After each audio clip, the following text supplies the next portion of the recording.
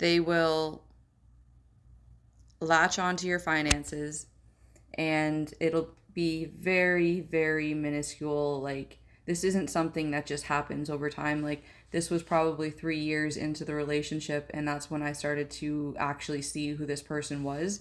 But by then, the trauma bond was already there. They start to paint the illusion to everybody around you, your friends, your family, that you're unstable. They will attack, and I've actually been recorded before for reacting to the abuse, and they will store that and then come back and apologize. They'll show you that they deleted it. They'll tell you that they're sorry, but they're always planning for your downfall. So by the time I had had a child with this person and moved to the other side of Canada, away from everybody that I knew, that is when the love bombing started again, where it was like, oh my goodness, like I'm so in love. Like, then came the actual abuse, the physical, more so than mental.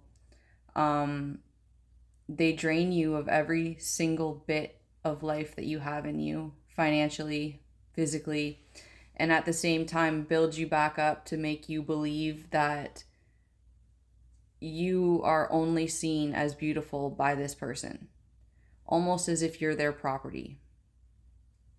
So anyways, I continued on my spiritual journey after my grandmother passed away, and I always thought that I was spiritually awoken.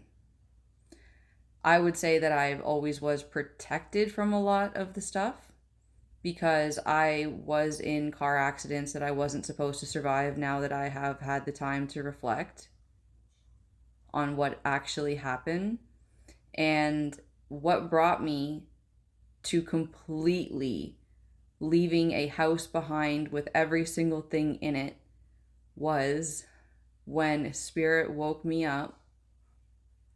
I was able to see and act, and it was terrifying. I seen what was coming, and it was the destiny swap, and I was right on the verge of not being okay. Like, I would have been unalived.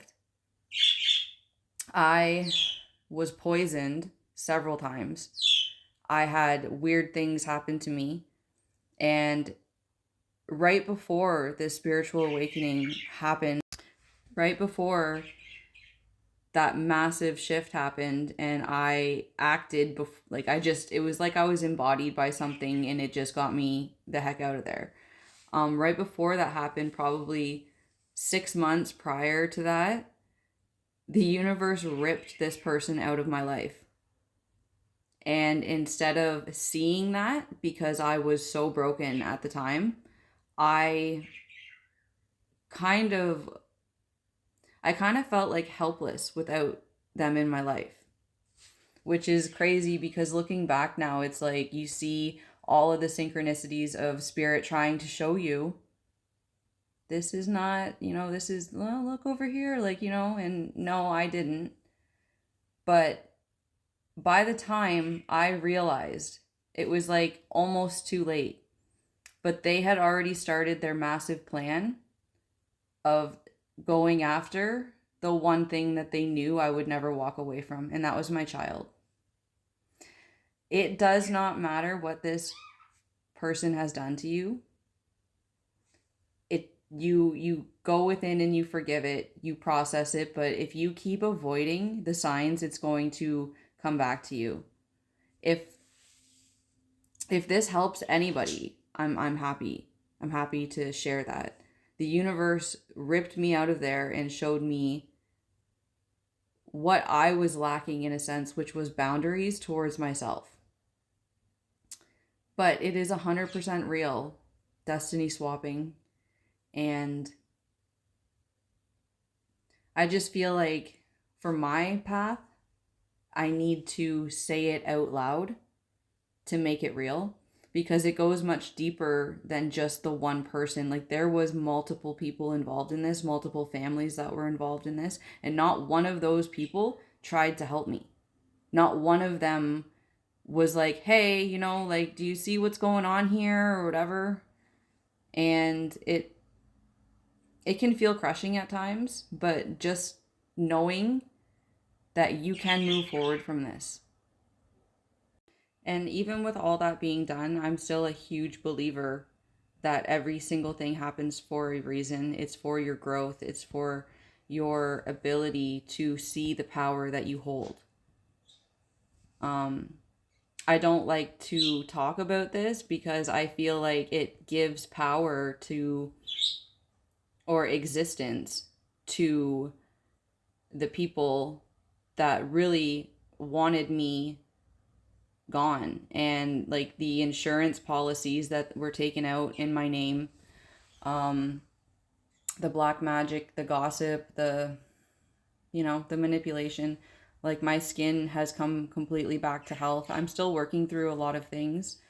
But by not talking about it and not acknowledging a part of you, you're giving more power to those people. You're not allowing other people to see the process of what it takes to actually stand in your power. And you're not calling out the abuse. Because at the end of the day, how I feel about it now that I've been on my own for a while, well, not on my own, I've always got spirit with me, but like, I've learned exactly who I am and how powerful I am and how much power there is just in saying that.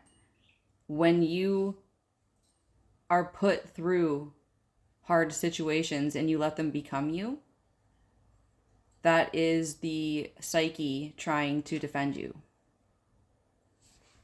So, anyway, hopefully this helps somebody.